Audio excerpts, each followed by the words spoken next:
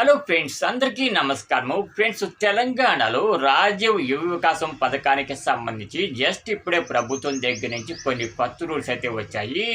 Friends, తెలంగాణలో మొత్తం 16 లక్షల మంది యువత ఈ రాజీవ్ యువ వికాసం పథకానికి అప్లై చేసుకున్నారు. అప్లై చేసుకున్న ప్రతి ఒక్కరికి కూడా లోన్ వస్తుందా అంటే రాదండి.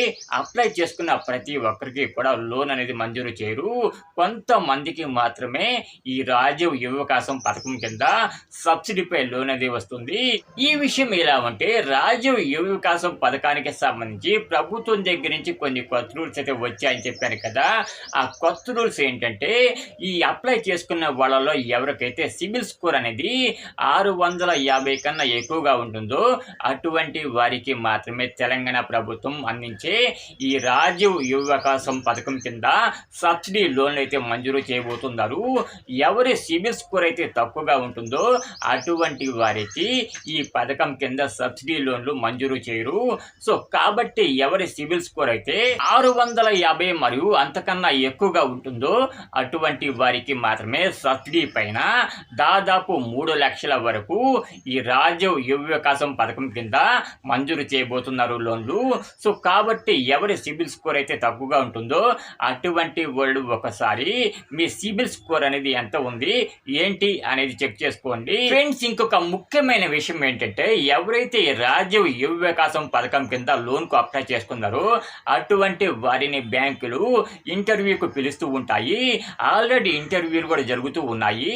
ఇంటర్వ్యూకి బ్యాంకులు మిమ్మల్ని పిలిచినప్పుడు మీ సిబిల్ స్కోర్ ఎంత ఉందో బ్యాంకులు చెక్ చేయడానికి దాదాపు మీ దగ్గర నుండి 1000 రూపాయల దగ్గర నుండి 1500 రూపాయల వరకు ఛార్జ్ అయితే చేస్తూ ఉన్నారు. సో ఇలా ఎవరైతే ఈ లోన్కు అప్లై చేసుకున్నారో వారి దగ్గర నుంచి బ్యాంకులు దాదాపు సిబిల్ స్కోర్ని చెక్ చేయడానికి 1000 రూపాయల దగ్గర నుంచి 1500 రూపాయల వరకు ఛార్జ్ చేస్తూ ఉన్నారు కదా.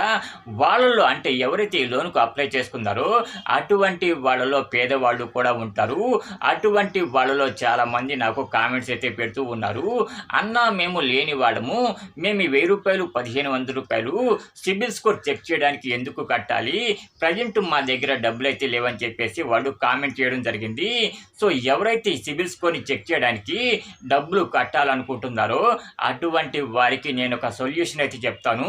మీరు సిబిల్ స్కోర్ చెక్ చేయడానికి బ్యాంకుకి వెళ్లే ముందు మీరే ఇంటి దగ్గర మీ సిబిల్ స్కోర్ అనేది ఎంత ఉందో మీ మొబైల్లోనే పూర్తిగా మీ సిబిల్ స్కోర్ అనేది ఎంత ఉందో రిపోర్ట్ అంతా కూడా డౌన్లోడ్ చేసుకొని ఆ తర్వాత ఇంటర్వ్యూకి వెళ్ళండి. మీ మొబైల్లో ఉండే సిబిల్ స్కోర్ని బ్యాంకు అధికారులకు మీరు చూపించినట్లయితే అది కూడా బ్యాంకు అధికారులు యాక్సెప్ట్ చేస్తారు. సో బ్యాంకు అధికారులే మీ సిబిల్ స్కోర్ని చెక్ చేయాలి అనే రూల్ అయితే లేదు. సో కాబట్టి ఎవరైతే ఈ లోన్కు అప్లై చేసుకున్నారో అటువంటి వాళ్ళు ఇంటర్వ్యూకి వెళ్లే ముందు మీ మొబైల్లోనే పూర్తి డేటా అంతా కూడా అంటే మీ సిబిల్ స్కోర్ అంతా కూడా డౌన్లోడ్ చేసుకొని ఆ రిపోర్ట్ బ్యాంక్ ఆఫీసర్కి చూపించండి. సో అప్పుడు మీ దగ్గర నుంచి బ్యాంకు వాళ్ళు ₹1 కూడా ఛార్జ్ చేయరు. ఫ్రెండ్స్, ఈ వీడియో కనుక మీకు నచ్చినట్లయితే తప్పకుండా ఒక చిన్న లైక్ అయితే వేయండి. లైక్ వేసినట్లయితే వీడియో అనేది మరి కొంతమందికి అయితే రీచ్ అవుతుంది. దాని ద్వారా వాళ్ళు కూడా ఈ విషయాన్ని తెలుసుకుంటారు.